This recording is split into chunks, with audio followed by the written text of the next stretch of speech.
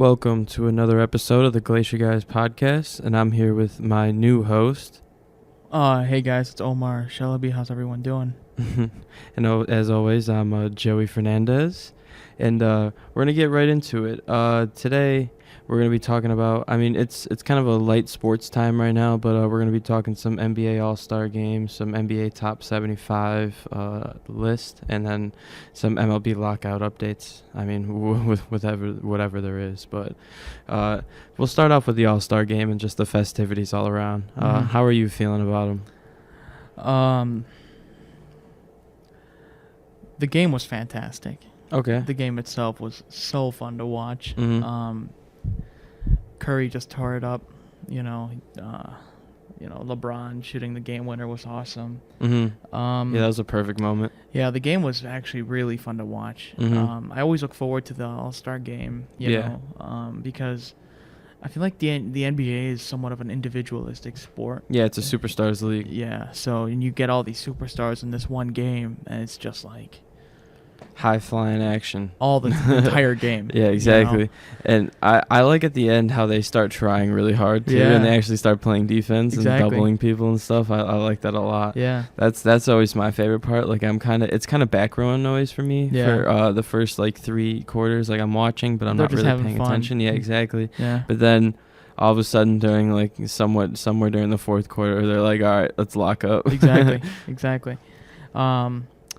But yeah, the 3-point contest was fine. Yeah, it's the 3-point contest. Was a mess, though. Those guys were just. You weren't feeling Juan Toscano?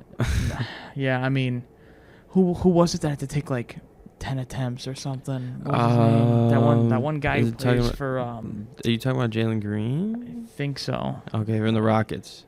I think so. Okay, He just couldn't get it. Yeah. Cole Anthony wasn't all that great either. He had the Timbs, right? That was cool, I guess. That was a little cool, at least he did something different, because I feel like every year it's just something everyone's already seen. You know? And you see high school dunk competitions that are better than NBA ones sometimes, with the ball is life and all that. Right. Oh yeah. That's why it's I guess it's cool to watch sometimes, but the best guys, the most qualified guys, never do it. You know, Zach LaVine's never going to do it again. Now there's Aaron Gordon. Yeah, exactly. They're all over it. And LeBron would have never done it ever. John Morant. I was about to mention him. There was better dunks in the All-Star game than there would be. You know what I mean? Absolutely. Giannis would be crazy in the dunk contest, but he would never do it. It's during the dunk contest itself, they were showing replays of guys going up for the dunks in slow motion. And then they would angle the camera in a way where they're showing it from the side, and they're showing all the people standing, all the players, right? And every single time, Giannis was just filming, going crazy, Yeah. And even when they were average dunks, he would just go crazy. Yeah, exactly. I think the players probably appreciate it a little more, just because they know how hard it is to do some of these. But a lot of for the fans, it seems just very repetitive, and you're whatever. And it doesn't help. A lot of the I don't know how to say it. The more casual fans, if it's not a big name player doing these things, then they might not care as much. Yeah, exactly. Right. Which is a little unfair. But a lot of the times nowadays, it's just young players who want to get their name out there a little bit. Exactly. Yeah. Exactly. But it definitely was a little disappointing. I think my favorite was the skills competition. I don't know about you. Yeah, that was fun to watch. Yeah. The announcers were getting on the rookies for acting too cool. They still ended up almost winning. Yeah. I think that was a great addition that the NBA added a couple years back, Yeah, and I think it was funny that the Giannis brothers just physically could not shoot the basketball. Yeah. I feel like it'd be cool if they added skills competitions to other sports like baseball. Yeah. I know they had it in Japan. The bunting competition. That was so cool, dude. That's so funny. I feel like it would be kind of boring, but seeing all-star players do it would be kind of funny. We got the home run derby, right? But it's I feel like other ones where they can incorporate pitching somehow. Yeah, where you have to hit a certain spot. Yeah, exactly. I think it would be pretty sick if they did that, or they'd make power hitters try to do the bunting competition. Oh yeah. Guys who would never even consider a bunt ever in their life. Right. I feel like that would be kind of sick. But besides that, I don't know. The All-Star game. The game itself was cool. Yeah. I liked the ceremony at halftime with all the players and stuff. Yeah. The whole 75th anniversary thing was cool. Mm-hmm. It was a little sad to see all the legends who were added to the list who aren't with us anymore. Yeah, exactly. You know, namely guys like Kobe and stuff. Yeah, a lot of people are saying it didn't feel the same. I can agree. Yeah, but you know, at the end of the day, it's like you look at these guys who've built this sport to what it is now, you know, and you just can't help but just, you know, be appreciative and stuff like that. You know, I mean, there's always gonna be the Jordan LeBron debate and all that stuff, but it's like the way I look at it is just appreciate that we're able to watch LeBron now, you know, and that we've been able to watch him. And sure, some of us of our age, we weren't able to see Jordan, but we can witness him through highlights and documentaries. You know, there's so much information and film out there on him. Like you can get a good grasp on what he was. You know, right. But I mean, a lot of it. Did you see the beef? The kind of subtle beef moment with KG and Ray Allen, where he kind of like just put his head up in a classic KG way. I saw that. I think that was when they were introducing Ray Allen. Yes, and he walked past and dapped up LeBron, and then KG standing there, and he kind of. If you look at the video, I saw something. Yeah. I couldn't really tell, but it looked like Ray Allen was going in to give one to KG. Really? I didn't analyze it that hard, so I was watching it in slow motion because I was like, this is interesting, right? And KG has his arms like this, where like just in front of him, like his arms crossed, sort of type of thing. And Ray Allen, because KG's to the left of Ray Allen and LeBron's to the right. Yeah. Ray Allen looks like he was going to KG, sort of like a handshake type of thing. Okay. And then he noticed that he wasn't being reciprocated, so he quickly shifted to LeBron. And LeBron was just... Yeah, like, what up? You know? Yeah. And you could kind of see Paul Pierce, like, nod his head a little bit. Yeah. He was right next to KG. Yeah. He's... I've heard that he's coolish. Yeah. He's cool with, like, everyone, you know? But it's KG that's a very stubborn guy, and Ray Allen's not willing to... Yeah, I mean, KG's always been really emotional, you know, outgoing type of guy, you know? So, I mean, I feel like at that point in time in their lives, I feel like, dude, just let it go. You know, it's not like you're playing anymore. What happened. Yeah, exactly. It's kind of like bygones be bygones. Yeah, you can't it's the Isaiah Thomas kind of thing, too. Yeah. He's going to hold on to that dream team until he's done dreaming. Yeah, like, dude. I mean, when The Last Dance came out a couple years ago and they were talking about that, yeah. Right? And he goes, I might botch this, but he goes, I had the... Oh, he's like, I had the requirements to make the team, but I wasn't selected or something like that, right? The meme. It's the meme. And it's like, dude, well, why do you think you weren't selected? He wasn't known as like the best, highest character of guys either. I mean, all the guys on the team. I don't know him personally, obviously, but all the guys on the team universally didn't want him on the team. You got Magic, Larry, Jordan. Yeah, exactly. It's not like he was going to be guys. the X factor to the team having any sort of success anyway. You know what I mean? Like he wouldn't even have been the best point guard on the team. So it's like, I mean, why does it matter? Like, I mean, obviously, I get why he would care about it at the time, but just let it go, man. You're a Hall of Famer. Like, that's not the biggest deal in the world. It's just it's a gold medal. Don't get me wrong, but you've done so many things in your career. I think you can get past this one little thing. Right, and I think one of the biggest things that I lost a lot of respect for that Pistons team. Sure, they played the way they played on the court. Yeah, sure. But that was how it was back then. Yeah. But when they walked off the court, yeah. That's just immature. I mean, dude, you lose. It's so on brand. Yeah, you congratulate the other guys and you move on. You win some, you lose some. Everyone's lost. Yeah, the unsung hero of that team was Joe Dumars, too. I'm a big fan of him. Yeah, I mean, he was just as good as Isaiah at some point. He was. And he was a better defender. So, I mean, and he was the quiet guy. Really wasn't all that bad boy-ish. Right. He was just there, and he did his job. I just wanted to give him some praise really quickly. Yeah. But shout out to him. Keeping on the topic of, like, NBA legends and stuff like that, how do you feel about the list, the top 75 list? Is there any guys that are of note that you wanted on there and that maybe could have been someone that could have been taken off? Without disrespecting the players that played in the 1950s too much. Yeah, I mean, what a time that was. I remember it like it was yesterday. No, but seriously though.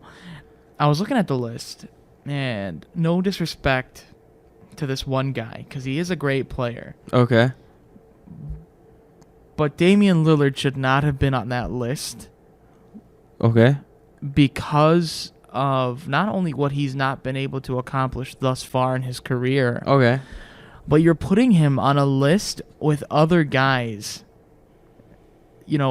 with the names of Michael Jordan, LeBron James, Larry Bird, Magic And you don't Johnson. feel like he's suited to be in that category? Not right now. Okay, that's Right. fair. I can get with that. And I like the guy, and I know the guy plays hard, and he's not, and he's in a tough spot with the Trailblazers. I know, but the guy, either leave and go win somewhere, or I don't know, make a difference somehow. You know what I mean? When Michael Jordan showed up to the Bulls in the '80s, they were a bad team, a bad team, and he showed up as a rookie and quickly made an influence on that team. Same thing with LeBron. Same thing with LeBron. All those guys. I mean, obviously he's not going to be put in that tier, but I mean, I don't know. I kind of had the same sort of opinion. I think I'd rather have a guy like Dwight Howard. Right. Yeah. Not gonna lie. Yeah. I really do. I think he was more deserving. I think his career's been more storied. He's won some. He's been to a finals. He's done a lot. Yeah. I mean, his career obviously has tailed off towards the end, but that's bound to happen for basically any player. You know what I mean? Yeah. Up until 2018, he was averaging 16 and 12. Right. So, I mean, obviously afterwards, when you turn 33 and you're that big and you're You that slow much, down. you rely on your athleticism that much, it's not going to work out. But when you look at his prime, I mean, from age 20 to all the way to 30, he was a monster. I mean, 32 even, he was a monster every year. I mean, love him or hate him, you gotta respect his game. Right. Absolutely. I mean, he's Absolutely. got the accolades. Yeah. He's got the defensive player of the years, I believe. Yeah, he's got 3 defensive player of the years, 8 times All NBA, Yeah. 8-time All Star, and he did get a ring actually with the Lakers. I forgot about that. He did. Yeah. But I mean, he's been on all defensive teams. So he's won the rebounding crowns. I mean, he's got it all. I don't see how he's not in the top 75. I was thinking, speaking strictly as a young Chicago Bulls fan, I would have liked to. The image of Derrick Rose, the image of Derrick Rose on that 75 team, seems really nice. And before his injuries, there's no denying what he could have been. Yeah, he's on the over Dame if so, but it's just tough. It really is just tough because you can't really put him over Dame. Yeah. Just because of the numbers wise. Right. But yeah, me too. I wish he could be on there. Who's one I think should have been included was Vince Carter. Oh, that's yeah. I didn't even think about him. I mean, the guy has over 25,000 career points. Right. I'm reading this article right now. He's on the short list with Michael Jordan and LeBron James as the only players to top that point mark, to go with 4,500 assists, 800 blocks, and 500 three-pointers. Jeez. Okay. So, I think that's a snub. How about Tony Parker? Man, yeah. Another guy that I'm thinking should have probably been on there is Klay Thompson. That's actually a good one. Yeah, I think. I mean, obviously he's only played 10 years, but if you really look at it, what he's been able to do. Yeah. In those 10 years, he's had a storied career. Yeah. I mean, he's missed two years. Yeah. I mean, but still, I really still it's still a thing. He's won 3 titles. Obviously, that doesn't define you as a player completely. Right. He's been a 5-time All-Star. Yeah. In 8 years only playing. Yeah. And he's been a 2 times All NBA. I don't know. I feel like he could have been on there over Dame. I mean, I think I'd take his career over Damian Lillard's. Honestly, I would too. I would take all these guys. I would take all these guys over Lillard. Yeah. Vince Carter, Tony Parker. Here's a good one. Now get this. Dikembe Mutombo. Okay. Okay. Now listen to this. 4 Defensive Player of the Year awards. Okay. He's tied with Ben Wallace for the most in league history. Okay. So he essentially has the most amount of Defensive Player of the Year awards, right? Now, he never finished higher than 13th in MVP voting. Okay. But he was an 8-time All-Star, 6-time All Defensive Player and 3-time All NBA. Yeah, he's a stout defender. That's what he was his whole career, and he played a long time too. I feel like that respect was needed, honestly. The fact if I feel like if defense was looked at the same way offense is, a lot of these guys. Exactly. People talk about Michael Jordan and his scoring. What about his defense? Yeah, exactly. He has the Defensive Player of the Year, and he was an elite perimeter defender his whole career. I mean, he never stopped being good at defense. Those Chicago Bulls teams in the 90s were built around fueled by defense. That's the same thing with Golden State, too. Exactly. Klay Thompson was sticking the best defender on every team, and he was doing well. He was the elite defender. Yeah. I mean, obviously, it might not stay the same because of his injuries, but for the first 8 years of his career, he was an elite defender. Yeah, I mean, these are some terrible snubs, I think. Yeah. Over guys like Lillard. I mean, come on. What has Lillard done? Yeah, I don't mean to pick on Lillard, but yeah, I mean, I'm sure there's other guys. The only reason I'm talking about him mostly is because he's among some of the guys I've been able to watch and fully understand his career. And, a lot of these older guys I'm not so sure about, but I know Lillard and I've seen what he's done thus far. And when you look at these other guys like Tony Parker, Vince Carter, Pau Gasol, Mutombo, Tracy McGrady, Yao Ming, Penny Hardaway. Yeah. These are big names. Guys who've accomplished significantly more than Lillard has. Yeah. And, I mean, those are just some of the biggest snubs, I think. And I hope Lillard does something. I really do. I think he will eventually. I just hope it's not when he's too old and he's not as big of a contributor as he could be, Yeah. And another guy I was kind of happy that he didn't get put on there just because of his popularity was Kyrie. Oh yeah. I've always thought Kyrie was a little overrated, not going to lie. I agree. He's made some big shots in his career. He's been a clutch player. He's a good player obviously, but he's not in that upper echelon of point guards all the time. Yeah, I mean, I was listening to somebody talk the other day, and they were talking about how they were disappointed to see James Harden on there. I mean, come on. And I was just like, what are you talking about? James Harden and Dwayne Wade are very close to each other, and I think Harden's probably better.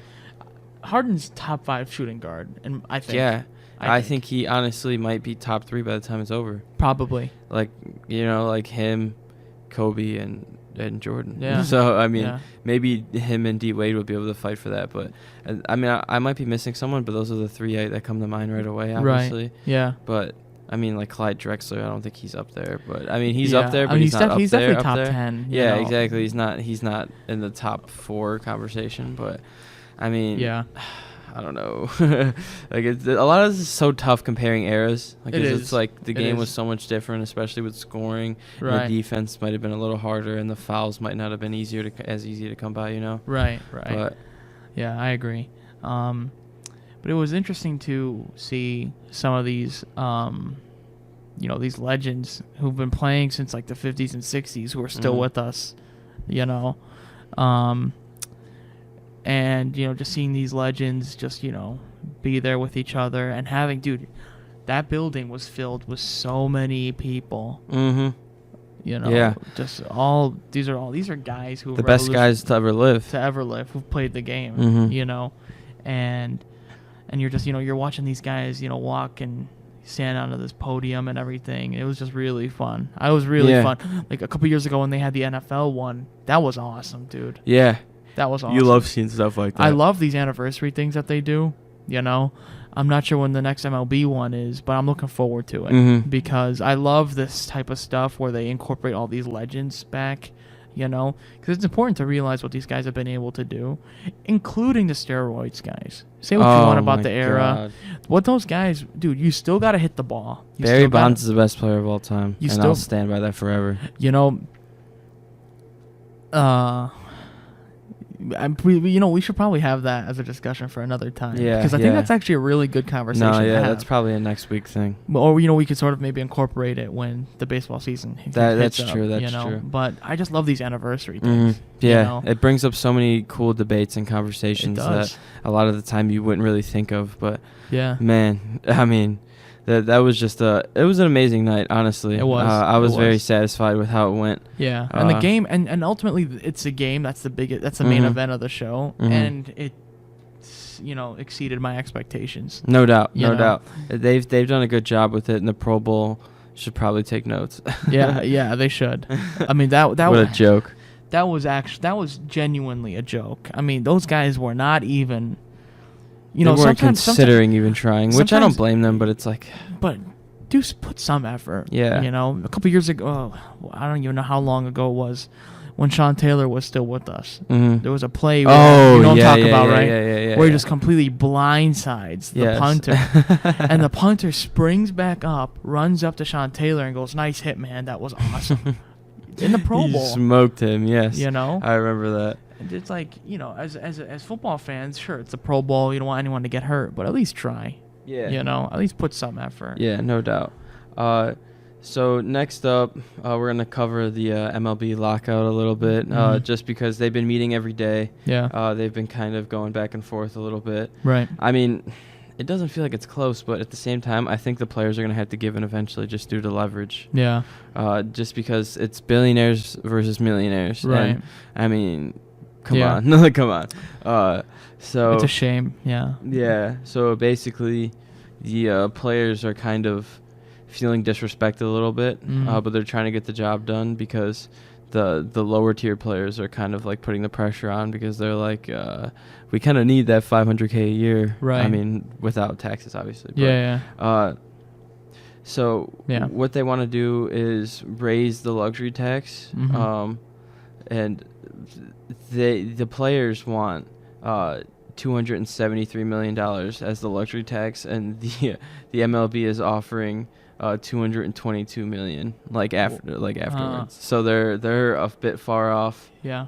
And there's a few different taxes things that probably not going to get into, but a lot of it is they're proposing a top 4 lottery instead of a top 8. Oh, and yeah, then, I see that. they want an arbitration bonus pool, which is when players go to arbitration, like the better players get some sort of bonus instead of just being locked into the money that they're making because they're not free agents yet. Right. And the players started at around $110 million, I believe, and the MLB, after months of negotiation, are up to 20. So the players are going to crack eventually, but I think they're just trying to squeeze out everything they can get right now. Yeah, I mean, these owners are just going nuts right now. And they know they got all the leverage too, which makes it even worse. You know? Yeah. I was watching a documentary about the Black Sox and how they were banned from baseball. Yeah. Right. And shout out Shoeless Joe. Yeah. What a legend, man. And the documentary talked about how ruthless and cunning these owners were back then. Like Comiskey, for example, his players hated him. They really hated him. And there was a part in the documentary when they were taking the team picture, right? And Buck Weaver, one of the captains on the team, goes, "Smile, boys, pretend it's Kami's wake." Right? Pretend it's his funeral. Yeah. And, there'd be just little stuff. Like whenever they would win, like the pennant, for example, and they would get champagne, it'd be flat. Yeah. And and that's going back all the way to the 1900s. And you look over the course of not just baseball, but a lot of these sports. A lot of these owners are just, they look at it as a business, which it really is, obviously, but you got to actually love it. Yeah, I mean, I heard somebody say the other day, America's a business before it's a country.